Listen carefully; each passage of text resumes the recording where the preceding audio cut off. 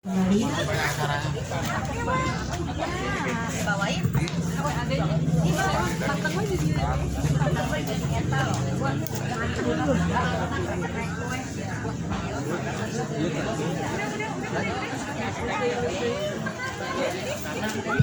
Ya, udah Pak.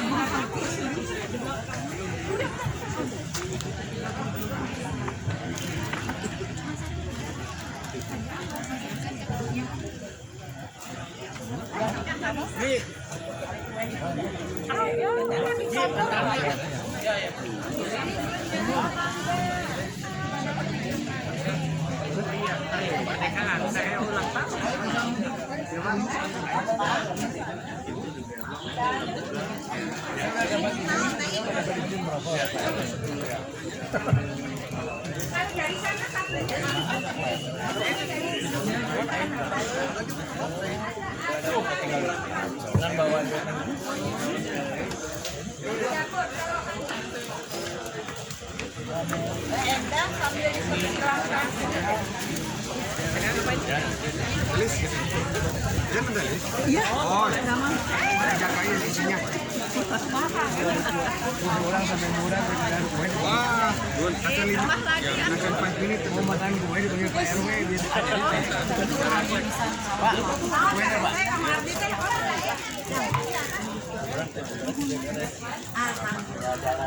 Aman.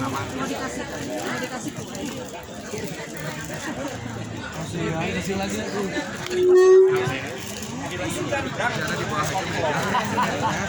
Bapak dan Ibu sekalian, baiklah acara akan kita lanjutkan kembali. Mohon Bapak dan Ibu menempati tempat duduknya kembali.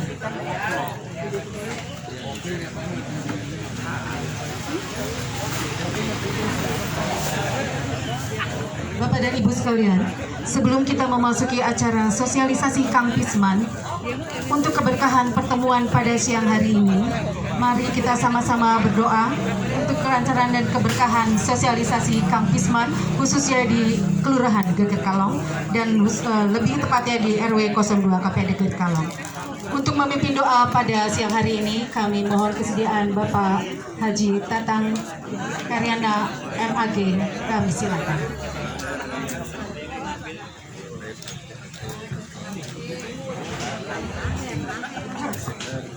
Tes. Ibu bapak yang saya remaja banggakan, Pak Camat, Pak Lurah, Pak RW, para sepuh, bibi sepuh, para tokoh, mohon keusuhan keikhlasan di hari yang ke-8 bulan Zulhijjah dalam perhitungan kita, tanggal 9 Zulhijjah dalam perhitungan Rujul Hilal. Ini diantara hari-hari yang istimewa. Semua amalan di bulan ini adalah amalan yang dilipat gandakan oleh Allah. Karena ini masuk di bulan Muharram, bulan yang dihormati, yaitu Zulhijjah. Semoga Allah menjadikan semua kebaikan kita bernilai ibadah di hadapan Allah Subhanahu wa Ta'ala. Nas'alukal ijabah wal barokah wassalamah wasyafa'ah. Al-Fatihah. A'udzubillahi minasyaitonir rajim. Bismillahirrahmanirrahim. Alhamdulillahirabbil alamin. Arrahmanirrahim. Maliki yaumiddin. Iyyaka na'budu wa iyyaka nasta'in. Ihdinas siratal mustaqim. Siratal ladzina an'amta 'alaihim ghairil maghdubi 'alaihim waladdallin. Ighfir lana. Amin. Allahumma salli wa sallim wa barik ala sayyidina Muhammadin wa ala alihi wa sahbihi ajma'in. Amin ya Allah ya rabbal alamin. Hamdan syakirin, hamdan na'imin, hamdan yuafi ni'amahu wa yukafi bajidah. Ya Rabbana lakal hamdu kama yanbaghi li jalali wajhikal karim wa adimi sultan. Allahumma ftah alaina babal khair wa bal barakah wa babal nikmah wa babal rizki wa bal quwati wa abas sihati wa abas salamah wa abal jannah. Allahumma ya Rabbana, mengharap ridha dan pertolongan-Mu pada hari yang mulia ini, kami keluarga besar di RW 02 KPAD Geger Kalong, wilayah Kecamatan Sukasari, dapat bersilaturahim dalam mengikuti sosialisasi kegiatan kebersihan atau kita kami kenal dengan Kampisman. Ya Rob, ajaran agama kami telah menegaskan bahwa kebersihan adalah bagian dari iman kami. Ya Rob, kebersihan menjadi indikator kualitas keimanan bangsa kami. Ya Rob, kami memahami kebersihan menjadi tolak ukur kualitas iman kami. Oleh karena itu ya Rob, bimbinglah kami warga masyarakat untuk bisa memberikan teladan yang indah bagi generasi yang akan datang tentang pentingnya menjaga kebersihan. Engkau adalah zat yang maha bersih, menerima kami kembali ke hadirat-Mu dalam keadaan bersih. Oleh karena itu ya Rob, jadikanlah kebersihan menjadi kebutuhan kami. Hadirkan dalam hati dan jiwa kami untuk senantiasa menjaga kebersihan lingkungan kami, kebersihan mental kami, kebersihan hubungan sosial kami, dan kebersihan tindakan kami. Rabbana taqabbal minna sholatana wa siyamana wa ruku'ana wa hajjana wa udhiyatina birahmatika ya arhamar rahim. Ya Rabb, anugerahkan kepada kami tekad kami yang kuat, masyarakat kami yang kuat untuk menjaga kebersihan lingkungan kami, karena kebersihan itulah yang akan mengantarkan kami menjadi masyarakat yang dirahmati dan mendapatkan ridho. Rabbana atina fid dunya hasanah wa fil akhirati hasanah wa qina adzabannar. Subhana rabbika rabbil izzati amma yasifun wa salamun alal mursalin walhamdulillahi rabbil alamin. Nas'alukal ijabah wal barakah wa salamah wa syafa'ah wal maghfirah khususan para pendahulu kita yang telah tiada. Semoga Allah tempatkan mereka semua di barakah Allah dengan rahmat, ampunan dan ridha Allah Subhanahu wa taala. Anugerahkan kepada kami kesehatan yang sempurna agar kami istiqomah menjadi ahli ibadah, ahli takwa, ahli sedekah, mampu menjaga kebersihan lingkungan kami. Bagi para pemimpin kami, semoga Allah berikan kesehatan yang sempurna sehingga bisa memberikan pelayanan yang prima bagi kami semua. Nas'alukal ijabah. Al-Fatihah. A'udzubillahi minasyaitonir rajim. Bismillahirrahmanirrahim. Alhamdulillahi rabbil alamin. Arrahmanirrahim. Maliki yaumiddin. Iyyaka na'budu wa iyyaka nasta'in. Shiratal mustaqim. Shiratal ladzina an'amta 'alaihim ghairil maghdubi 'alaihim waladdallin. Terima kasih. Assalamualaikum warahmatullahi wabarakatuh.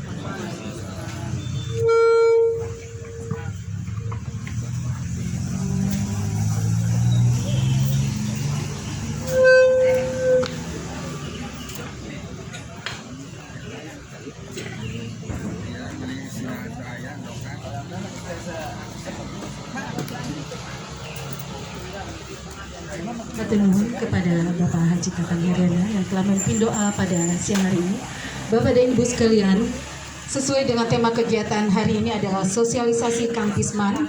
Nah, inilah saatnya kita bersama-sama mendengarkan paparan penjelasan tentang bagaimana dan apa itu Kampisman yang akan dijelaskan oleh Bapak Yayan beserta timnya. Kami silakan. Bapak Ibu supaya lebih jelas bisa maju ke depan untuk mendengarkan paparan dari Pak Yayan. Pak, yang di belakang Pak, terutama yang K3 ke depan sini Pak. Berdiri di depan sini. Sama yang mengelola sampah, maju ke depan.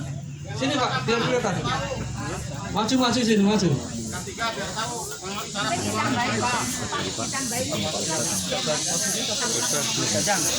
Termasuk Pak Jajang, biar tahu mengelola sampah. Maju ke depan sini Pak, biar tempatnya agak rapat di sini.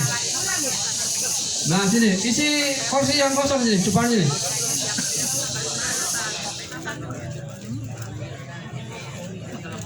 Pak Jajang, sini maju sini.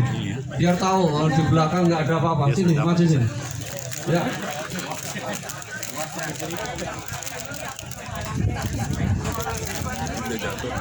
Ya, terima kasih. Buat minum nanti saya ambil. Karalon.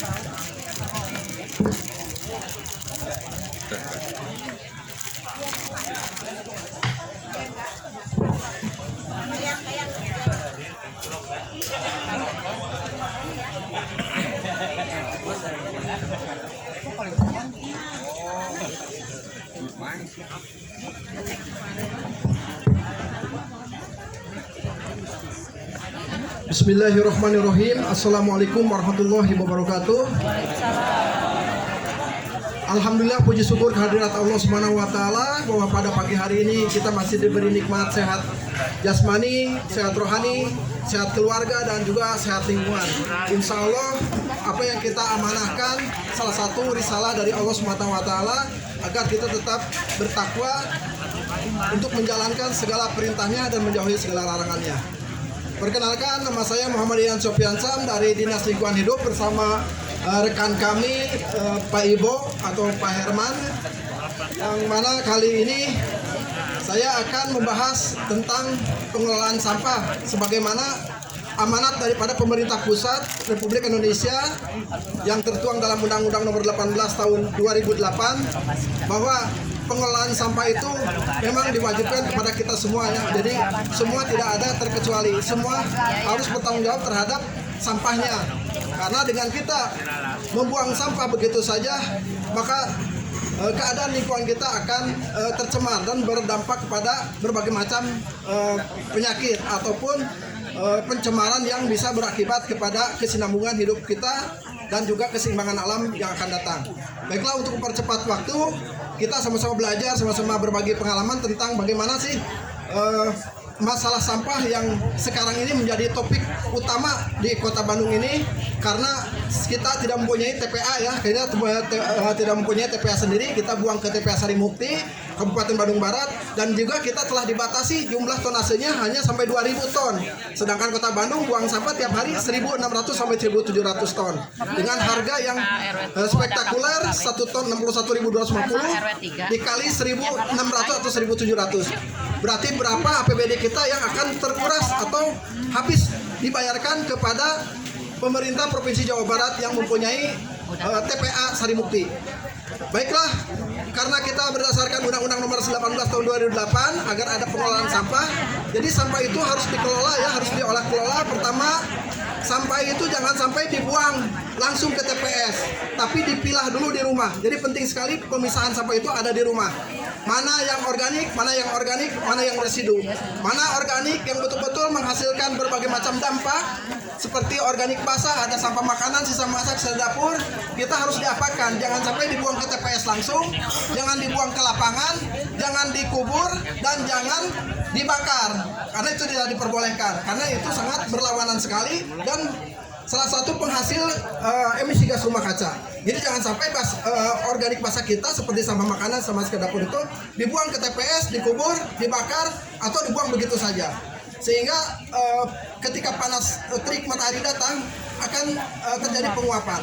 Apalagi sampah-sampah yang di dapur itu harus kita manfaatkan sebagaimana apa yang kata Mang Ibo dan Ketua DPRD, Kang Pisman, Kang kurangi, pisahkan, manfaatkan. Kangnya membatasi, mencegah kita memproduksi sampah berlebihan.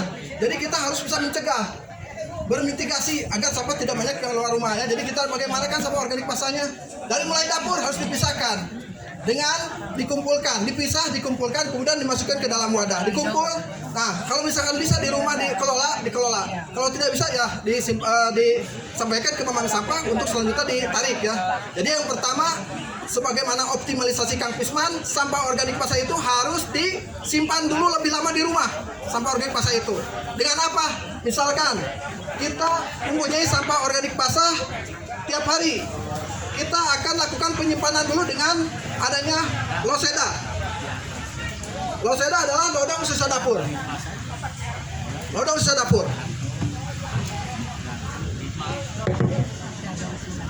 Lodong sisa dapur ini tingginya 120 cm ya. Jadi yang ke atas menjulang adalah 90 cm. Ada dop, ada tutup agar tidak bau atau mendatangkan berbagai macam hewan ternak atau dampak penyakit. Atau juga ada sinar matahari menjadi juga pemanasan global. Dia harus ditutup. Kemudian yang bawah yang ditanam adalah 30-40 cm. Yang paling bawah berpori, berlubang. Itu untuk apa? Untuk keluar masuknya cacing, bakteri, mikroba agar bisa mengurai, membusukkan sama makanan ini sehingga lapuk dan menjadi bubur sampah organik. Kemudian kita panen, disatukan dengan tanah, digalau gitu ya, dicampur, jadikan media tanam. atau dijadikan pakan ternak dengan dicampur dengan pakan rumput gajah atau dengan rumput-rumput di jalan-jalan disatukan, nanti akan jadi pakan untuk ternak juga. Kemudian juga bisa dijadikan untuk pakan maggot, cacing dan sebagainya. Atau yang lebih diutamakan adalah untuk pembuatan biodis ya. Biodis ini adalah salah satu pupuk organik cair untuk pengusir lalat ya. Jadi lalat. Jadi yang pertama itu yang harus kita ketahui bahwa sampah ini penghasil lalat yang pertama kali. Jadi jangan sampai kita sering salah menyalahin ya. Jadi misalkan ada titik pengolahan sampah di rumah ini, di RW ini, kita salahan, jangan Bu. Karena sampah itu berasal dari rumah kita. Kalau kita baik, sudah memilah di rumah, tidak akan ada namanya lalat. Telurnya tidak akan ada. Tapi kalau disimpan lama di rumah, maka akan mendatangkan atau didatangi oleh berbagai macam lalat ya, sehingga bertelur di situ dan akhirnya ketika diolah oleh masyarakat, diolah oleh pengolah sampah atau manpower, maka sampah itu akan menjadi banyak telur atau banyak belatung, larva. Nah itu, jadi sangat mengganggu kesehatan juga ya. Jadi ini ditanam di tanah, dibor dulu, ditanam 40 cm ke bawah, terus kita hari kita masukin. Mana sampah makan? Sampah makan itu sampah. Bukan sampah.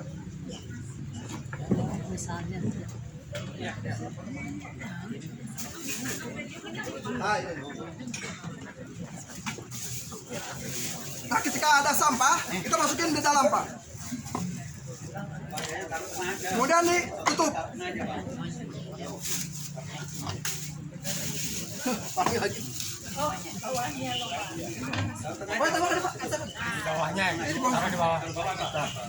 Nah, ketika kita memproduksi sampah di rumah yaitu sampah organik basah, kita jangan panik, tapi kita masukkan ke loseda di rumah. Ini namanya sistem penyimpanan sehingga sampah ini akan lapuk, busuk dan cepat menjadi bahan olahan.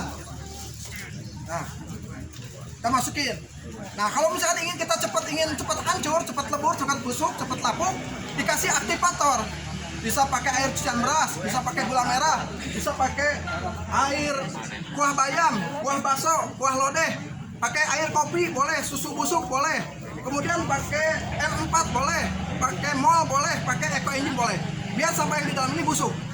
Nah, setelah lama 2 minggu kita boleh mencabut, kemudian dimasukkan ke dalam tanah, digalau, jadikan media tanam, atau dibiarkan selama beberapa bulan. Di rumah saya udah 6 bulan, 7 bulan tidak penuh-penuh. Apalagi di pesantren Darul Quran ya di Ciwaru. Itu ada 5 seperti ini, santrinya 200 belum pernah penuh.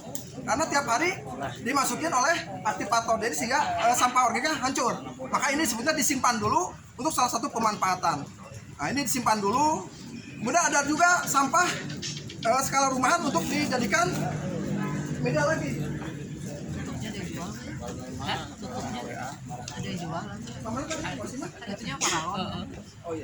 Nah, penyimpanan yang kedua adalah dengan wasima. Dengan wasima, wadah sisa makanan. Tingginya 50 cm, di tengah-tengah ada saringan. Ada saringan di sini. Saringan ketika sampah makanan kita masukkan ke dalam wadah ini, ke dalam wasima, dia akan nyangkut di saringan ini. Kemudian sampah makanan itu diberi aktivator biar hancur, lapuk, busuk. Dia akan mengeluarkan air. Nah, airnya akan turun di sini. Airnya turun di sini.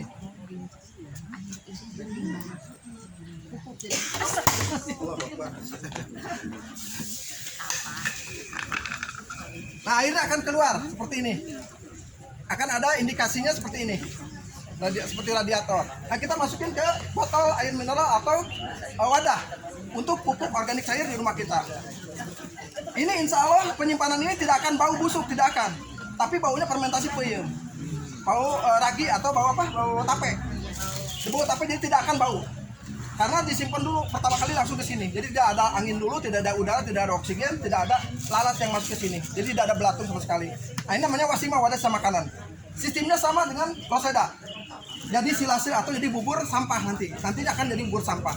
Nah, ini bisa langsung dimasukin ke dalam tanah, digalau, dicampur, kemudian jadi media tanam atau jadi pakan ternak sapi, domba, Kemudian bisa juga untuk ayam, bebek dengan campur dedak dan sebagainya. Jadi manfaat sekali. Sampah makanan ini tidak sampai dibuang keluar. Ditiiskeun heula di wadah ieu, disimpan. Kemudian yang ketiga adalah pakai OTG ya, organic tower garden, karena tidak bawa. Itu juga sama penyimpanan dulu, kemudian ada ember tumpuk. Ember ditumpuk, kemudian disimpan dulu, airnya keluar. Sampah organik ini akan menjadi pakan juga untuk berbagai macam peliharaan atau juga untuk jadikan mall atau engine seperti itu ya. Jadi beres untuk sampah makanan yang disimpan dulu. Boleh ada juga sampah makanan. Ini hasilnya Bu ya, Loseda ini seperti ini Bu.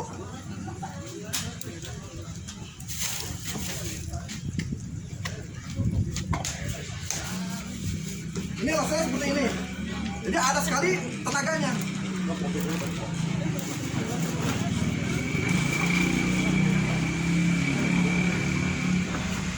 Ini Loseda Bu ya. Ini Loseda. Hasil dari Loseda ya.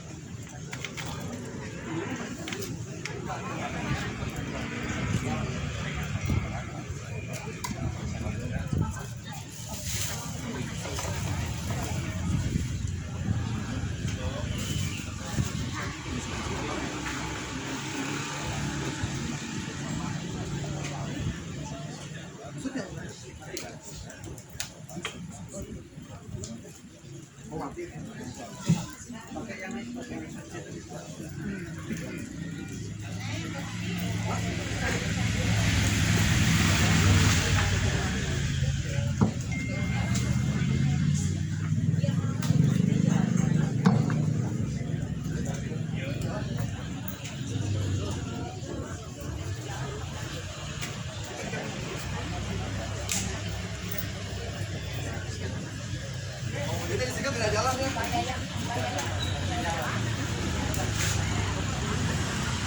Nah itu ya, jadi penyimpanan pertama pakai Loseda, yang kedua Wasima, ketiga OTG, keempat ember tumpuk. Nanti kalau misalkan ibu bapak sekalian tidak ada ember, bisa mengajukan ke dinas lingkungan hidup ya. Jadi ember tumpuk untuk pemilah organik basah khusus.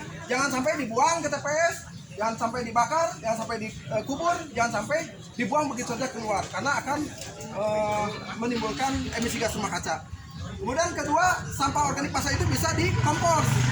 Di kompos juga ada macam-macam, ada kompos cair, ada kompos padat. Kalau kompos padat itu biasanya kita manfaatkan untuk dijadikan media tanam. Misalkan kita memakai metode takakura, kita bisa. Kemudian kita bisa memakai metode bata terawang, drum komposter, open windrow dan sebagainya. Sehingga sampah yang dihasilkan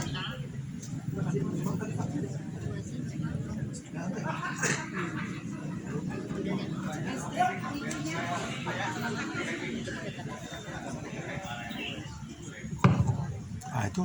Ya, jadi maaf karena listriknya tidak ada, jadi kita tidak bisa menguji nutrisi ataupun ya, kita lanjut ya. Kemudian kita adakan pengomposan secara padat.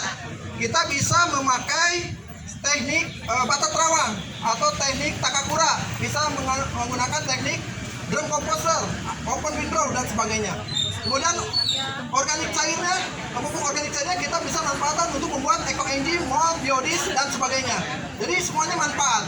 Jadi saya di sini mungkin akan memanfaatkan sampah-sampah yang dihasilkan di dapur, ya.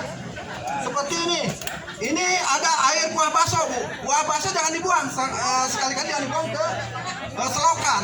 Ketika selokan itu mempat tidak mengalir, maka akan menimbulkan gas emisi gas rumah kaca atau suhu akan panas dan air menjadi bau kental karena ada ini. Terus sih. Mantap. Nah, ini hasil dari Loseda ya, yang sudah 6 bulan dari rumah saya, hasil dari Loseda. Ini dari Loseda. Tapi kalau dari tanah biasa tidak akan.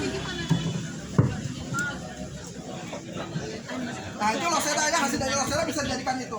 Nah, sekarang kita lihat praktek daripada pemanfaatan air baso, air kuah lodeh, kemudian air kuah bayam, itu kita bisa manfaatkan untuk pupuk organik cair mengganti NPK. Ini air bersih ya, air bersih sehat. Ini akan jadi sehat ya. Bisa diminum. Tapi ketika kita memakai Nah ini tidak ada energi, tapi ketika masukin NPK,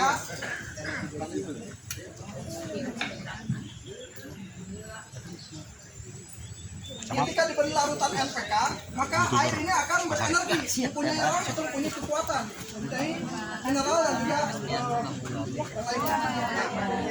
Ini NPK, tapi kimia Bu ya, harus beli, bisa merusak tanah, membunuh mikroorganisme dan binatang-binatang unik lainnya yang bisa menimbulkan tanah. Nah, NPK ini bisa diganti dengan air kuah bayam atau kuah ini baso. Kuah bayam dulu, kuah bayam. Jadi saya di rumah kalau membuat selokan, WC, bagus, pakai air bayam Bu. Oh, diganti bentar. Ya, bisa, blok air bayam masukin. Nah tadi NPK hidup, sekarang pakai air bayam. Jadi bayamnya kita makan, daunannya ada kuahnya, jangan sampai dibuang ke sekiteng. Nanti akan menimbulkan bau. Kebetulan saya kemarin diundang sama Rumah Sakit Umum Daerah Ujung Berung, Pak Dr. Tio, kebetulan wakil direktur lah. Ya mungkin yang FKPPI pada tahu Pak Dr. Tio. Alhamdulillah sekiteng di rumah sakit tidak bau lagi. Karena apa? Karena kuah-kuah dikumpulkan, diwadahkan sekarang begitu. Jadi tidak menimbulkan bau. Nah ini bisa seperti eco engine, bisa melancarkan selokan atau tempat kita ya. Nah kemudian kita pakai air kuah lodeh ini yang ada tahu nih. Ini jangan sampai dibuang Bu ya. Masukin Pak.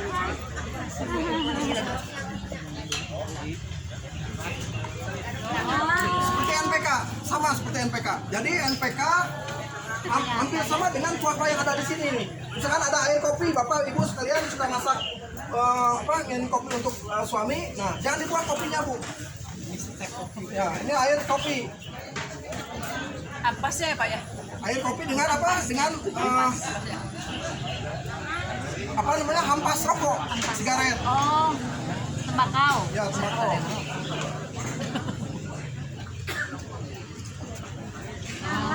Air kopi juga bisa nyala, kemudian yang lainnya juga bisa Bu, semuanya yang kita bawa air cabai, air kuah baso, kuah bayam, kuah lodeh, semua jangan dibuang ke air yang tidak mengalir, maka akan menimbulkan emisi gas rumah kaca, air jadi bau, air jadi kental, kemudian mendatangkan berbagai macam penyakit Bu ya. Jadi kalau itu yang tanpa biaya Bu, kalau yang pakai biaya ya ini biasa pakai mual Bu, misalkan ini air cabai ya, ini air cabai ini air daripada baso ya. Ini air baso ya. Nah, kalau yang berbiaya kita bikin pakai ini, pakai eco engine, mol dan sebagainya. Ini udah pada tahu semua mungkin. Nah ini ada mol ya, mikroorganisme lokal yang dibuat dari sampah makanan. Malah masuk di situ. Jadi mol ini dibuat dari sampah makanan Bu ya, difermentasi semua. Yang memerlukan biaya, memerlukan materi lain, difermentasinya memakai biaya. Ada eco engine, harus ada molase. Ada mol, harus ada gula merah. Beda-beda ya, mol 14 hari, eco engine 3 bulan.